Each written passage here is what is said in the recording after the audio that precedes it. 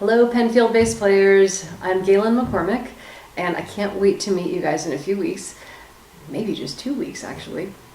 I wrote a small piece for you and I hope you will help me name it when we get together.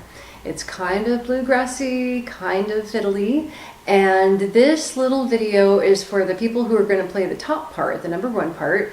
It doesn't go too high, but I just wanted to explain a couple things that I wrote in it. So I'm going to jump in at the part that's marked Fiddle Tune at measure 29 and show you what that means. The first little thing is a little grace note with a whoop before it. That's a little slide up. Start here in first position.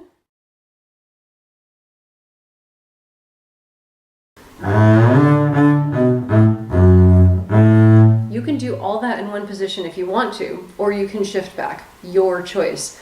I wrote a lot of this so you can just stay in the high neck position though and make it easy on yourself. So I'm going to play that whole 4 measures at measure 29 now, the first fiddle tune that you get.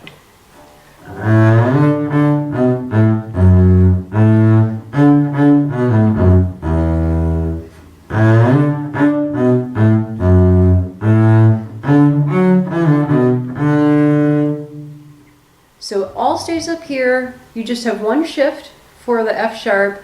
I'm not even counting this as a shift because you cannot really be right on the A. As long as you,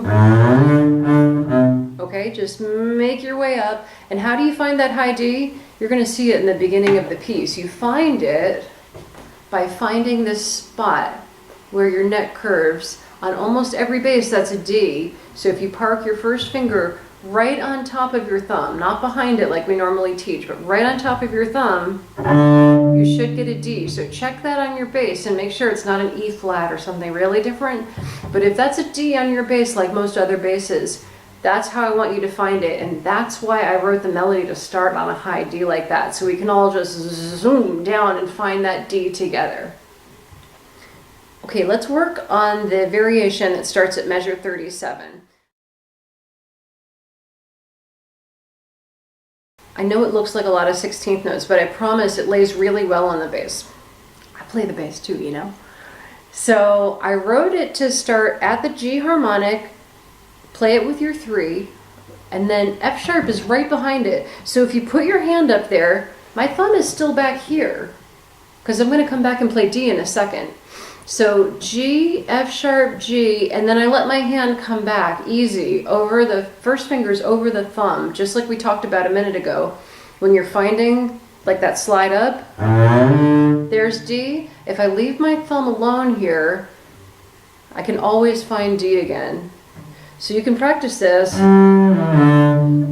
so I can feel, no matter what my hand shape looks like, boom, there's D. So I can break that apart, first 3 notes, and then as you get more comfortable, put it in one package. So here's the first measure. I really encourage you to play that B across, otherwise you're going to be shifting like crazy and getting tired and mad at me for writing that. I didn't want to make it hard. I want to make it sound hard so the audience is like, whoo, watch them play that. Okay, let's do that again.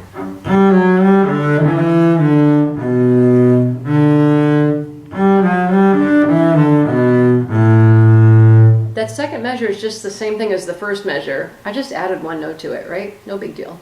Next measure is almost the same as the first measure.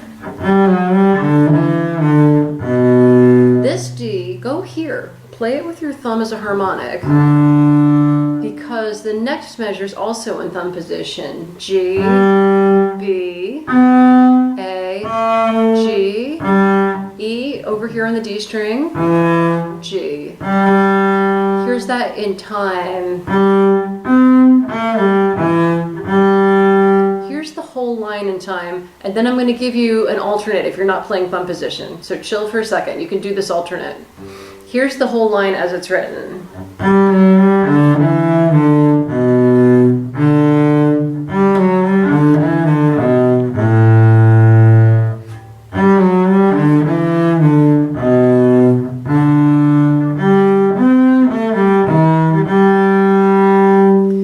Now you're going to see on the the fourth measure I wrote or 8VB, which is secret code language for, or take it down an octave. We're bass players. I didn't write it out for you down an octave because we're bass players and we just go, oh, down an octave? No problem, I got that. So down an octave, G, A, I mean B, A, G, E, G. I think you're not even going to need to see it written out. If you want to, write the letter names above it. That'll probably be enough. So here's that line if you want to take the last measure down.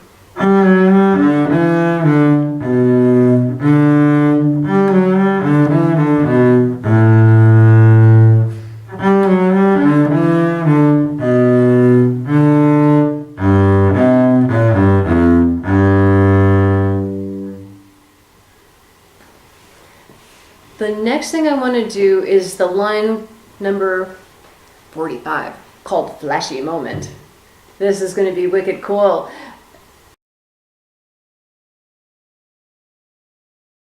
It's not hard.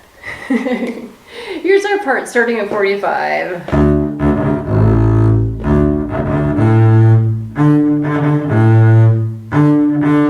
What? Okay, it's on the D string. It's the same place you just played that A, right here, but don't press it down. Now come over to the D you just played. Don't press it down. Now this last thing has 3 slashes on it, which means just scrub the bow. Technically it's called tremolo.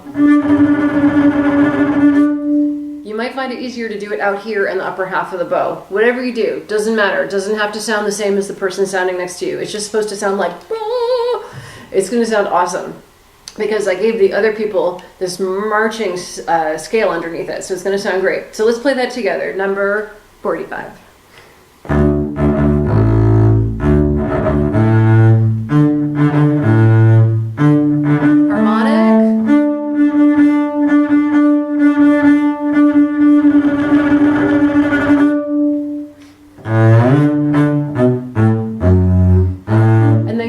To the same melody that you played for the fiddle tune and the great big ending.